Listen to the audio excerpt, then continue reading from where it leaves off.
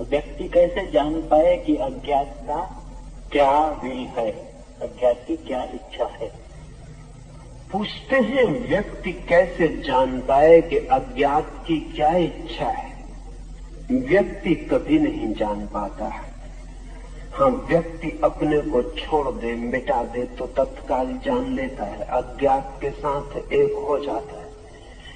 बूंद नहीं जान सकती कि सागर क्या है जब तक कि बूंद सागर के साथ खो न जाए।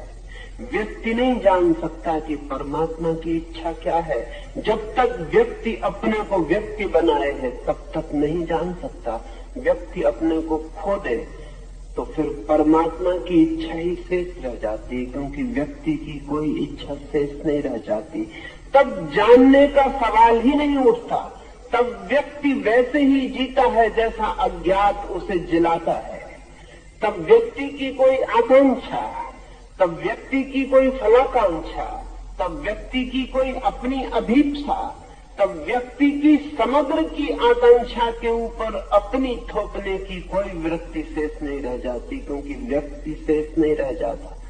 जब तक व्यक्ति है तब तक अज्ञात क्या चाहता है नहीं जाना जा सकता, और जब व्यक्ति नहीं है तब जानने की कोई जरूरत नहीं। जो भी होता है वो अज्ञात ही करवाता है। तब व्यक्ति एक इंस्ट्रूमेंट हो जाता है, तब व्यक्ति एक साधन मात्र हो जाता है।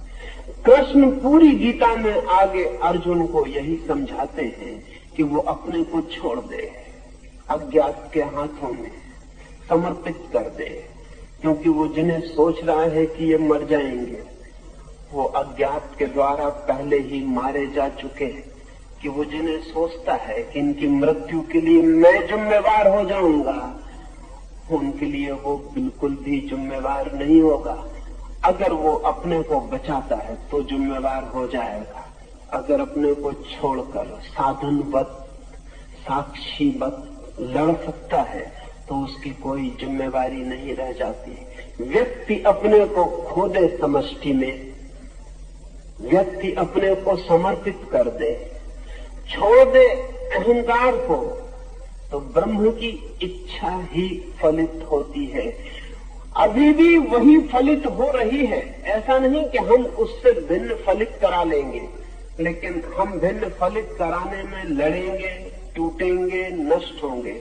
एक छोटी सी कहानी में निरंतर कहता रहा हूं। मैं कहता रहा हूं कि एक नदी में बहुत बाढ़ आई और दो छोटे से तिनके उस नदी में बह रहे हैं। एक तिनका नदी में आड़ा पड़ गया है, तो नदी रोकने की कोशिश कर रहा है और वो चिल्ला रहा है बहुत जोर से कि नहीं बढ़ने देंगे नदी को, यद्यपि नदी बढ़ी जा रही है। वो चिल्ला रहा है कि रोक कर रहेंगे, यद्यपि रोक नहीं पा रहा है। वो चिल्ला रहा है कि नदी को हर हालत में रोक कर ही रहूंगा, जीऊं या मरूं, लेकिन बहा जा रहा है। नदी को न उसकी आवाज सुनाई पड़ती, न उसके संघर्ष का पता चलता। छोटा सा तिनका, नदी को उसका कोई भी पता नहीं है, नदी को कोई फर्क नहीं पड़ता, लेकिन तिनके को बहुत फर्क पड़ रहा है। उसकी जिंदगी बड़ी मुसीबत में पड़ गई है, बहा जा रहा है। नहीं लड़ेगा, जहां पहुंचेगा वहीं पहुंचेगा, लड़के भी। लेकिन ये बीच का क्षण, ये बीच का काल दुख, पीड़ा और द्वंद्व और चिंता का काल हो जाए। उसके पड़ोस में एक दूसरे तिनके ने छोड़ दिया है अपने को। वो नदी में आड़ा नहीं पड़ा है, सीधा पड़ा है, नदी जिस तरफ बह रही उसी तरफ, और सोच रहा है कि मैं नदी को बहने में सहायता दे रहा हूं। उसका भी नदी को कोई पता नहीं है। वो सोच रहा है मैं नदी को सागर तक पहुंचा ही दूंगा, मेरे साथ है तो पहुंच ही जाएगी।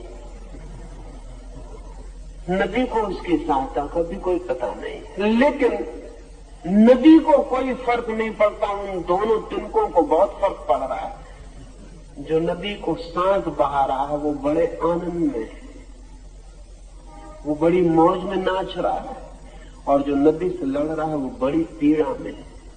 उसका नाच नाच नहीं है, एक दुख स्वप्न है। उसका नाच उसके अंगों की टूटन है। वो तकलीफ में पड़ा है, हार रहा है और जो नदी को बहा रहा है वो जीत रहा है। व्यक्ति ब्रह्म की इच्छा के अतिरिक्त कुछ कभी कर नहीं पाता है, लेकिन लड़ सकता है, इतनी स्वतंत्रता है। और लड़के अपने को चिंतित कर सकता है, इतनी स्वतंत्रता है। शास्त्र का एक वचन है जो बड़ा कीमती है। वचन है, humanity is condemned to be free. आदमी स्वतंत्र होने के लिए मजबूर है, विवश है, कंडेम्ड, निंदित है स्वतंत्र होने के लिए। लेकिन आदमी अपनी स्वतंत्रता के दो उपयोग कर सकता है। अपनी स्वतंत्रता को वो ब्रह्म की इच्छा से संघर्ष बना सकता है, और तब उसका जीवन दुख, पीड़ा, एंग्विश, संताप का जीवन होगा, और अंततः पराजय फल होगी। और कोई व्यक्ति अपनी स्वतंत्रता को ब्रह्म के प्रति समर्पण बना सकता है, तब जीवन आनंद का, ब्लिस का, नृत्य का, गीत का जीवन होगा। और अंत में विजय के अतिरिक्त और कोई उपाय नहीं। वो जो तिनका सोच रहा है कि नदी को सांस दे रहा हूं, वो विजयी ही होने वाला है, उसकी हार का कोई उपाय नहीं। और जो नदी को रोक रहा है वो हारने ही वाला है, उसकी जीत का कोई उपाय नहीं। ब्रह्म की इच्छा को नहीं जाना जा सकता है, लेकिन ब्रह्म के साथ एक हुआ जा सकता है, और तब अपनी इच्छा खो जाती है, उसकी इच्छा ही शेष